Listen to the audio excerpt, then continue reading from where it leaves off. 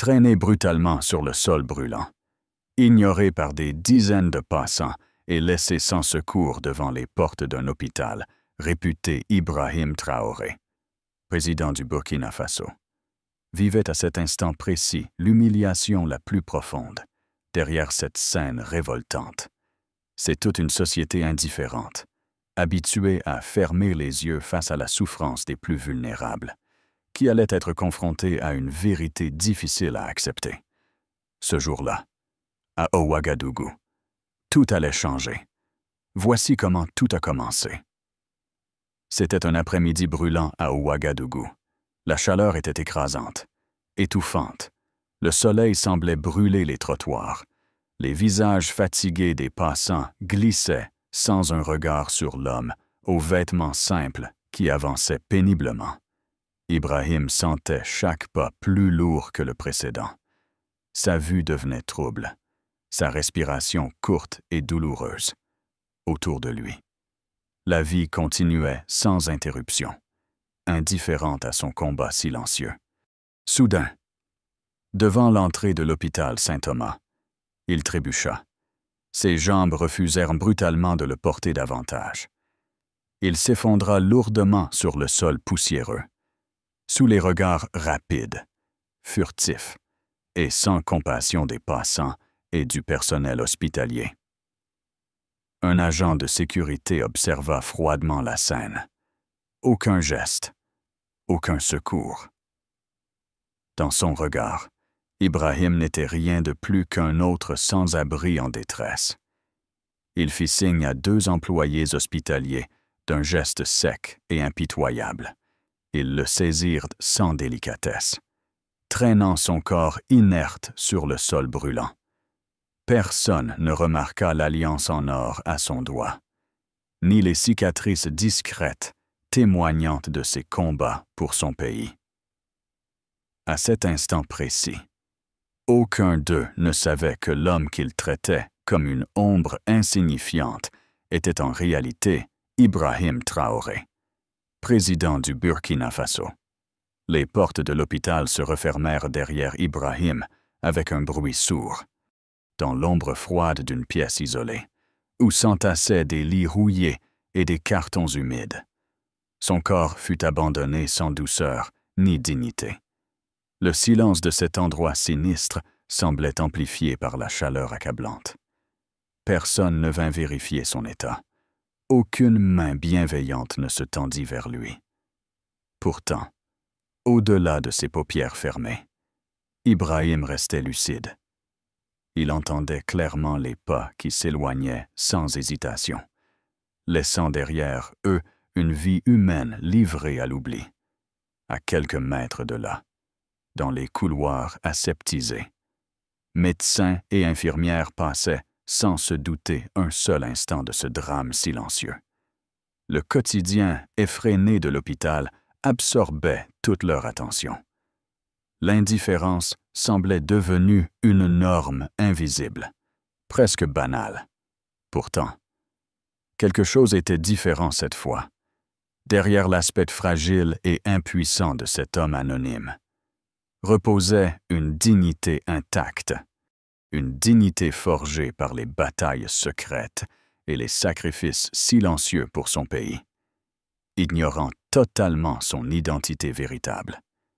Ceux qui venaient de tourner le dos à Ibrahim venaient aussi, sans le savoir, de tourner le dos à leur propre humanité. Quelques minutes auparavant, Ibrahim marchait encore lentement sur l'avenue principale menant à l'hôpital Saint-Thomas. Son souffle devenait de plus en plus court, son corps plus faible à chaque instant. Pourtant, il avait décidé ce jour-là de sortir sans escorte, vêtu simplement, désirant comprendre par lui-même la réalité de ses citoyens. Sous le soleil ardent, chaque pas semblait être un combat acharné, malgré son état. Ibrahim observait autour de lui les visages anonymes, fatigués par le quotidien difficile, ignorés par ceux qui auraient dû leur tendre la main. Il ressentait au fond de lui-même une douleur plus grande encore que la fatigue physique, celle de l'indifférence ordinaire. insidieuse, qui rongeait peu à peu la dignité humaine. Arrivé devant l'entrée bondée de l'hôpital, ses forces l'abandonnèrent subitement, le regard troublé par l'épuisement. Il tenta en vain de saisir un appui, mais son corps céda brusquement sous lui, au moment précis où Ibrahim chutait vers le sol poussiéreux. Il réalisa avec amertume qu'il allait désormais partager. Malgré lui, l'expérience douloureuse vécue quotidiennement par les plus fragiles de son peuple, un anonymat cruel, celui qui condamne l'homme à l'oubli avant même d'avoir disparu. Lorsque Ibrahim heurta le sol, personne n'accourut immédiatement pour lui venir en aide.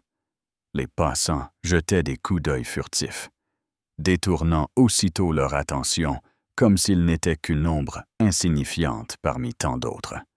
Rapidement, il devint évident qu'à leurs yeux, il n'était qu'un simple sans-abri, une âme perdue sans valeur ni importance. Les murmures commencèrent à s'élever parmi les employés de l'hôpital. Froid et distant, un infirmier lança avec mépris. « Encore un mendiant qui simule? C'est tous les jours pareil ici. » Son collègue approuva d'un signe de tête, sans même regarder Ibrahim étendu à leurs pieds. Pour eux, son apparence modeste était une condamnation immédiate à l'indifférence. Le médecin de garde, le docteur Mitchell, observa la scène avec un mélange d'impatience et d'agacement. Il avait vu trop de situations similaires pour encore ressentir de la compassion. Il ordonna sèchement aux employés d'éloigner cet homme rapidement, pour éviter de déranger les vrais patients. À cet instant, la dignité d'Ibrahim était réduite à néant par ses regards méprisants.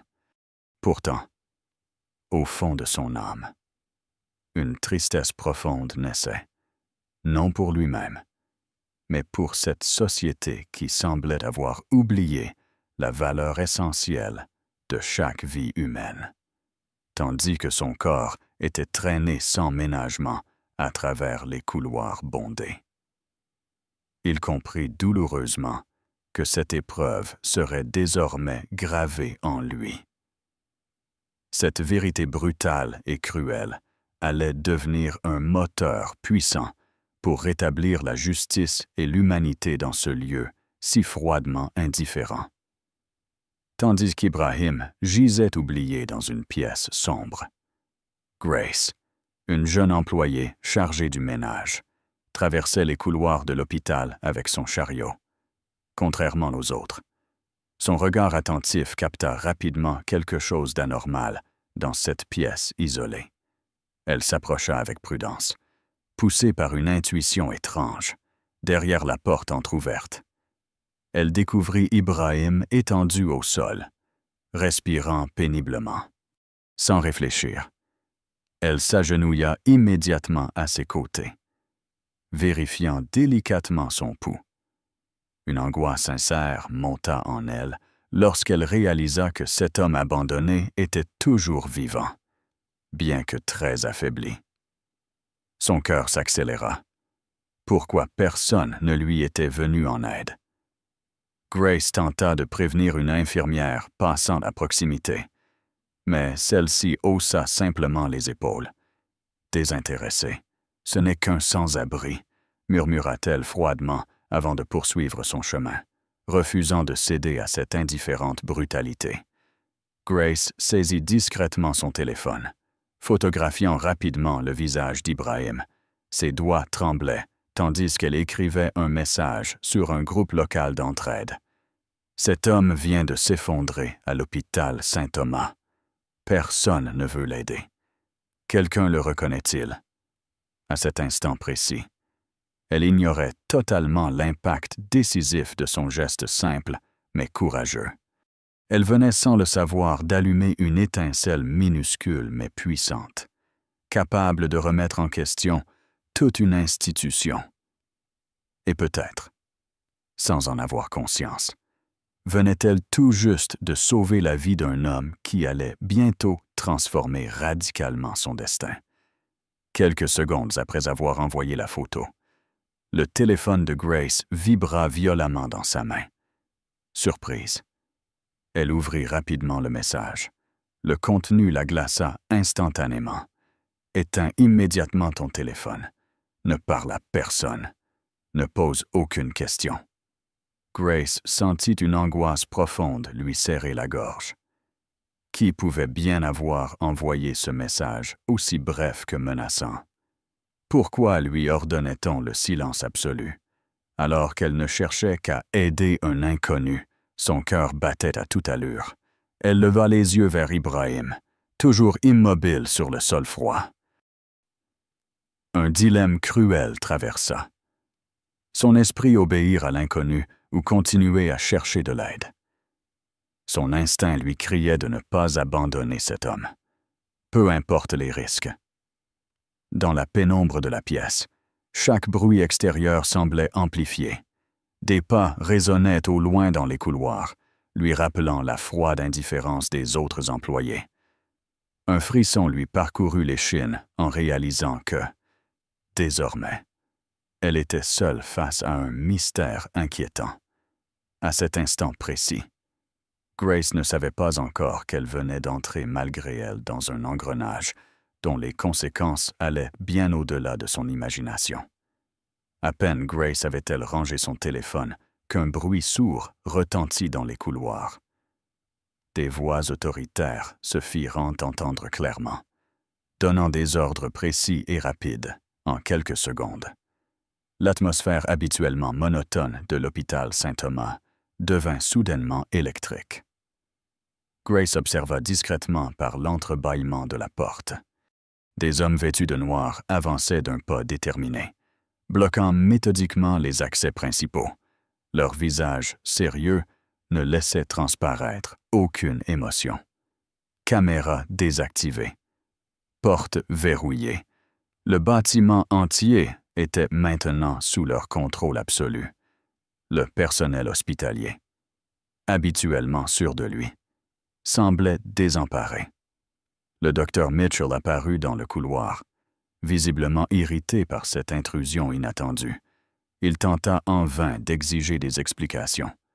Un agent, calme mais implacable, lui répondit sèchement « Nous cherchons quelqu'un. Ne nous gênez pas. » La panique commença à gagner l'ensemble de l'établissement. Des infirmiers chuchotaient, confus et apeurés, tandis que les gardiens, totalement dépassés, étaient contraints de quitter leur poste. Grace sentit son cœur battre furieusement. Elle jeta un nouveau regard vers Ibrahim. Qui était donc cet homme pour déclencher une telle opération? Était-ce lui? Ce mystérieux quelqu'un que ces hommes cherchaient avec une détermination implacable. Une voix intérieure lui souffla qu'elle venait d'assister à quelque chose d'extrêmement grave et important. Une vérité sur le point d'éclater au grand jour. Elle recula légèrement, à la fois terrifiée et fascinée, consciente que sa vie allait changer irrémédiablement à partir de cet instant précis.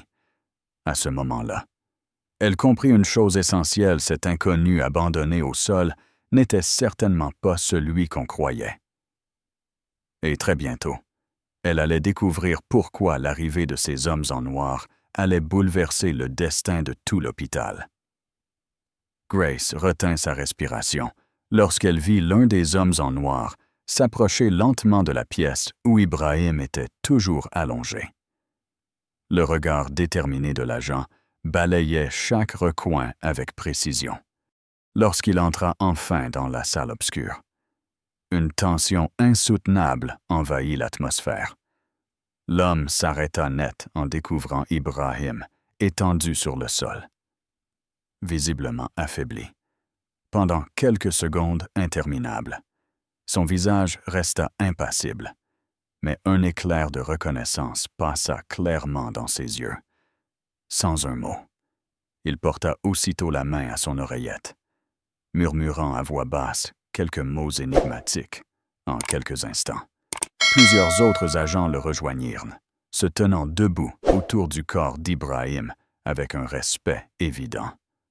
Grace, toujours dissimulée derrière la porte entr'ouverte, observait cette scène extraordinaire avec stupeur. Son intuition se confirmait.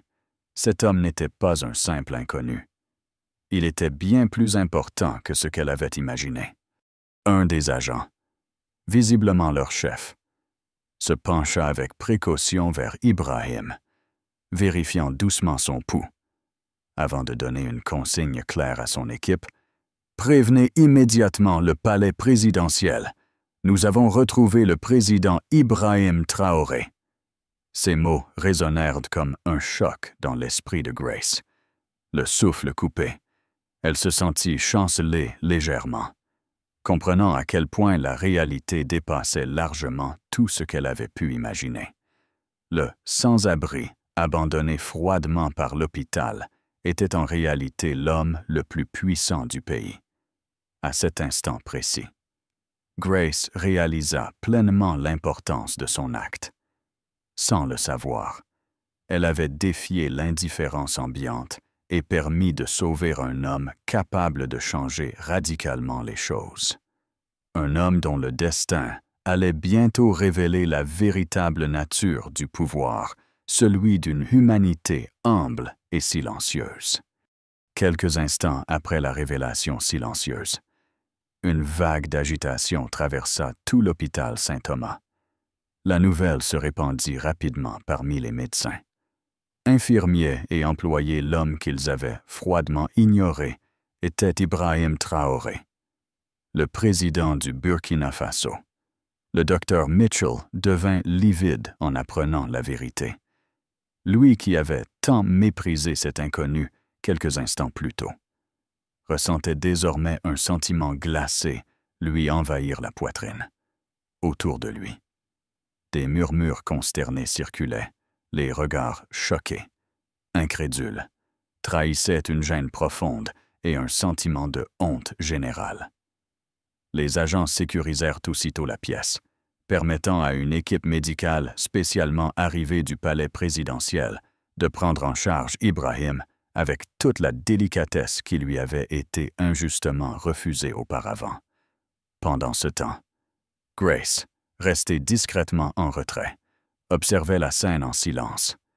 Elle voyait clairement la détresse du personnel hospitalier, dont l'indifférence venait de se retourner cruellement contre eux-mêmes. Son cœur battait fort. Tiraillée entre la stupéfaction et l'émotion, jamais elle n'aurait imaginé qu'un geste simple, motivé uniquement par une compassion sincère, aurait des conséquences aussi profondes. Mitchell s'appuya contre le mur, bouleversé par cette révélation humiliante. L'homme puissant qu'il venait de traiter comme un vulgaire vagabond avait offert à cet établissement des millions de dollars en dons généreux, permettant de sauver des centaines de vies chaque année.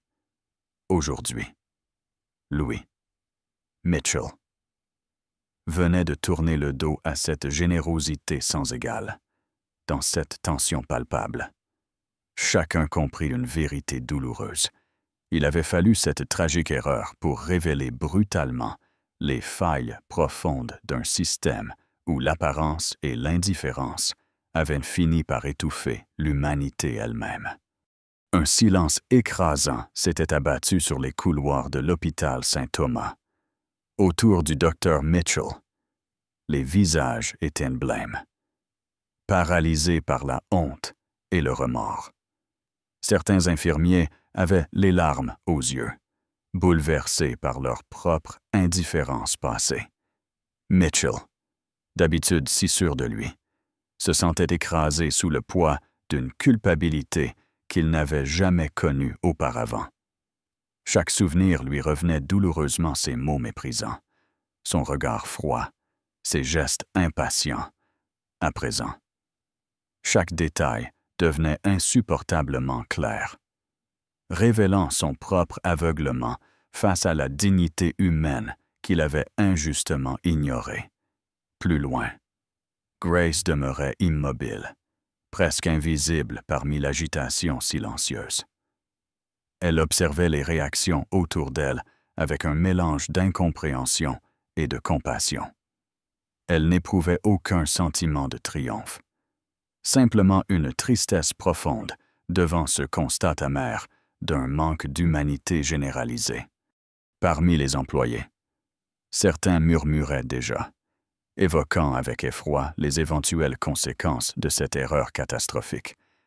Ils savaient que cette journée marquerait à jamais l'histoire de leur établissement, mais aussi celle de chacun d'entre eux. Pour Mitchell. Pourtant, les conséquences immédiates lui importaient peu. Il comprenait désormais clairement la gravité de son erreur, une erreur qui dépassait largement l'aspect professionnel. Il venait de perdre quelque chose de bien plus précieux, la capacité de se regarder en face avec respect et dignité. Ce jour-là, chacun comprit douloureusement qu'une seule minute d'indifférente négligence pouvait parfois suffire à briser définitivement leur propre humanité. Dans le calme retrouvé de la chambre sécurisée, Ibrahim ouvrit lentement les yeux.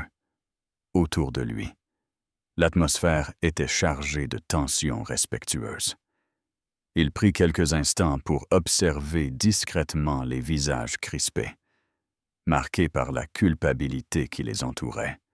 Ses yeux se posèrent avec douceur sur ces mêmes personnes qui l'avaient laissé seul dans son épreuve. Son regard calme ne portait aucune trace de rancune ou de colère. À la place, il reflétait une profonde compréhension et une bienveillance sincère. Sa dignité naturelle imposait un respect immédiat, malgré la simplicité de sa tenue et l'humilité évidente de son attitude. Un officier de sécurité s'approcha avec précaution, murmurant quelques mots pour s'assurer qu'il allait bien. Ibrahim hocha doucement la tête en signe d'apaisement. Puis, d'une voix calme et posée, il demanda simplement « Qui est la première personne à être venue en aide à cet instant précis ?» Mitchell sentit son cœur se serrer douloureusement, réalisant l'ampleur de ce qu'il avait négligé. La pièce devint soudainement silencieuse. Tous les regards se tournèrent instinctivement vers Grace, qui se tenait timidement près de la porte, le cœur battant fortement dans sa poitrine. Son visage rougit légèrement sous l'attention inattendue, mais elle soutint courageusement le regard d'Ibrahim. Le président la regarda avec une sincère gratitude. Il venait d'identifier clairement ce qui lui importait vraiment. Dans cette douloureuse expérience, non pas la négligence générale, mais cette unique preuve d'humanité simple et vraie. À cet instant précis, chacun comprit profondément ce qu'était réellement le leadership, une force humble, qui ne juge pas, mais qui révèle la grandeur d'un cœur sincère. Quelques heures plus tard, un attroupement inhabituel s'était formé au cœur de l'hôpital Saint-Thomas. Journalistes, employés hospitaliers et responsables administratifs attendaient. Tendu, l'intervention annoncée d'Ibrahim Traoré. Lorsque le président apparut enfin devant eux, vêtu simplement, son attitude dégageait une sérénité impressionnante. Aucun signe d'amertume ou de reproche ne marquait son visage. Son regard était empreint d'une sincérité désarmante, captivant instantanément toute l'assemblée. D'une voix ferme et calme, Ibrahim prit la parole. Choisissant soigneusement ses mots, « Aujourd'hui, j'ai vécu personnellement ce que beaucoup de nos citoyens les plus fragiles subissent chaque jour, l'indifférence, le mépris, l'abandon, mais je ne suis pas ici pour condamner. » Un silence total accompagna ces premiers mots, lourdes de sens et de vérité. Il poursuivit avec douceur mais détermination. « Ce que peu de personnes ici savent, c'est que c'est moi-même qui ai financé, anonymement, à hauteur de 30 millions de dollars, la construction de votre service de pédiatrie, du centre d'oncologie et des urgences. » Un murmure stupéfait parcourut l'audience. Mitchell pâlit davantage, réalisant pleinement l'ampleur du gâchis provoqué par son attitude méprisante. Ibrahim marqua une pause, laissant volontairement chacun réfléchir à la portée de cette révélation. Son regard passa lentement sur l'assemblée, non pour les juger, mais pour leur rappeler silencieusement que derrière chaque visage, chaque apparence, se cachait une dignité égale, digne d'être respectée, ce jour-là. L'hôpital tout entier comprit douloureusement que l'indifférence était le pire des maux, mais aussi que l'humilité d'un seul homme pouvait réveiller leur conscience collective. La salle était silencieuse, suspendue aux lèvres d'Ibrahim, attendant avec anxiété ses prochaines paroles. Le président, debout avec une dignité paisible, poursuivit avec une douceur qui tranchait avec la gravité de ses propos. « Aujourd'hui, je souhaite offrir à cet hôpital une seconde chance. J'ai décidé d'accorder un don supplémentaire de 20 millions de dollars. Mais ce geste n'est pas sans condition. » Un frisson parcourut l'assemblée. Tous retenaient leur souffle, conscients que chaque mot qui allait suivre pourrait changer leur vie à jamais. Ibrahim tourna lentement la tête vers Grace, toujours debout en retrait, humble et discrète. Son regard doux se posa sur elle, reconnaissant son courage discret, sa compassion sincère. « Ma seule exigence est celle-ci que cette jeune femme, Grace, qui fut la première à venir en aide, devienne responsable de la supervision du respect de la dignité des patients dans tout l'hôpital. » Un murmure stupéfait traversa immédiatement l'assistance. Grace resta immobile, abasourdie, son cœur cognant si fort qu'elle avait l'impression qu'il résonnait dans toute la pièce.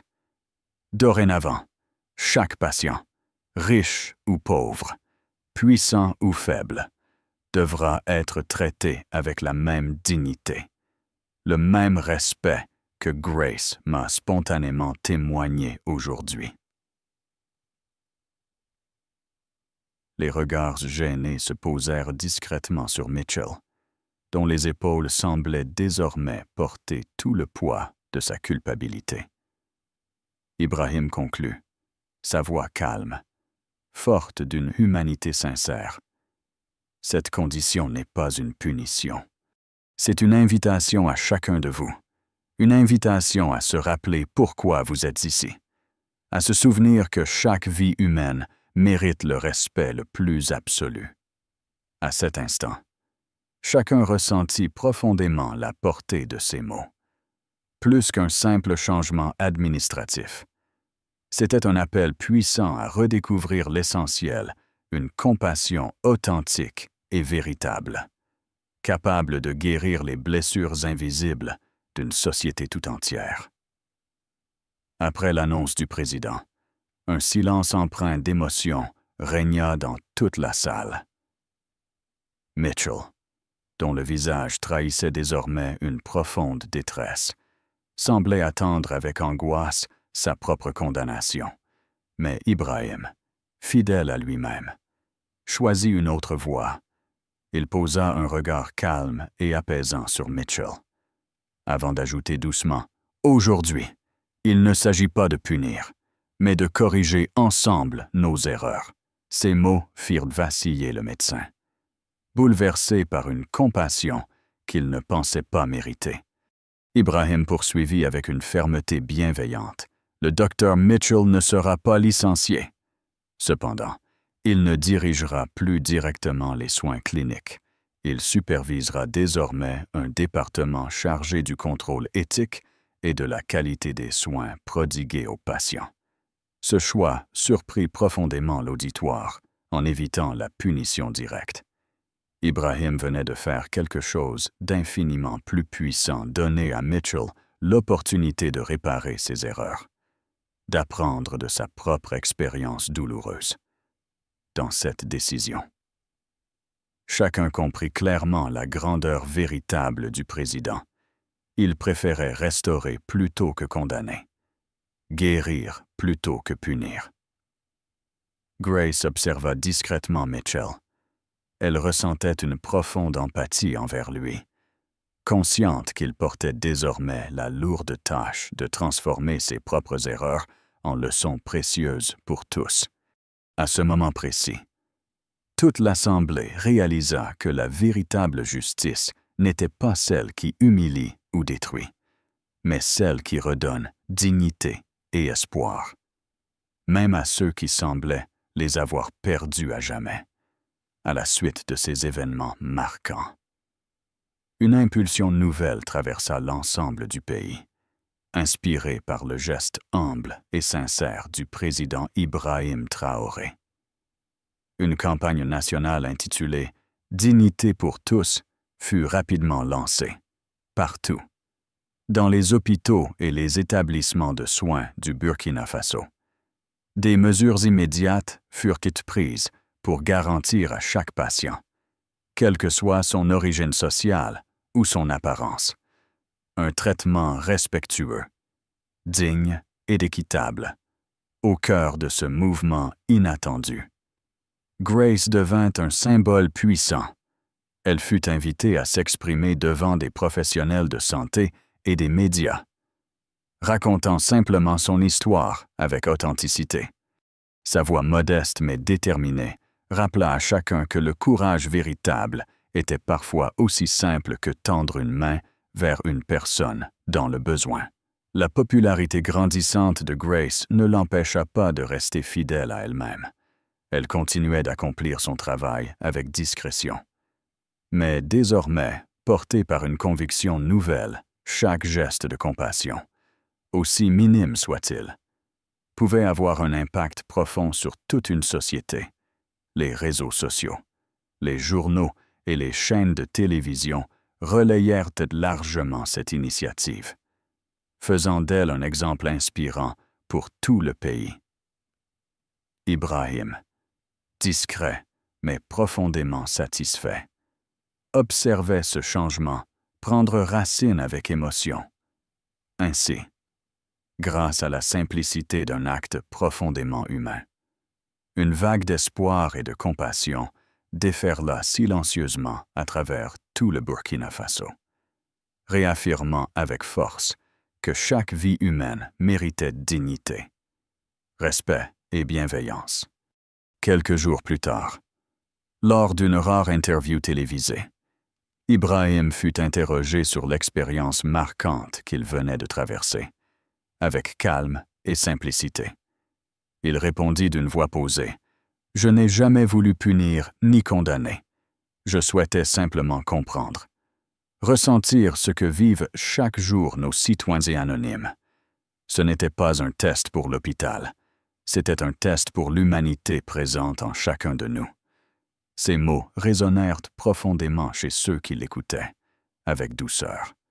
Il ajouta, « Ce que Grace m'a appris ce jour-là, c'est que la vraie force réside toujours dans les gestes les plus simples, les plus sincères. Le respect que nous offrons aux autres définit réellement qui nous sommes. » Cette déclaration, empreinte d'une humilité rare, marqua durablement les consciences, rappelant à chacun que la grandeur véritable était dans la générosité authentique d'un cœur ouvert aux autres. Quelques semaines après ces événements bouleversants, une vidéo amateur circula discrètement sur Internet.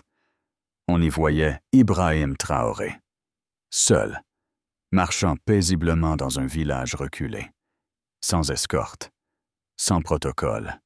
Il serrait doucement la main d'un vieil homme, aidait une femme à porter un panier lourd. Sous la vidéo, une simple phrase était écrite « La véritable grandeur n'a nul besoin de couronne. Seul un cœur ouvert suffit. » Cette image simple et authentique rappela à tous que le pouvoir authentique ne réside pas dans les honneurs visibles, mais dans la discrète et constante humilité d'un homme ordinaire au cœur extraordinairement humain. Merci à tous d'avoir regardé cette vidéo. N'hésitez pas à me dire en commentaire ce que vous pensez de cette histoire. Pensez à aimer la vidéo et à vous abonner pour découvrir d'autres contenus passionnants sur ma chaîne. N'oubliez pas de liker, de commenter et de vous abonner pour d'autres histoires inspirantes de développement personnel et d'autonomisation.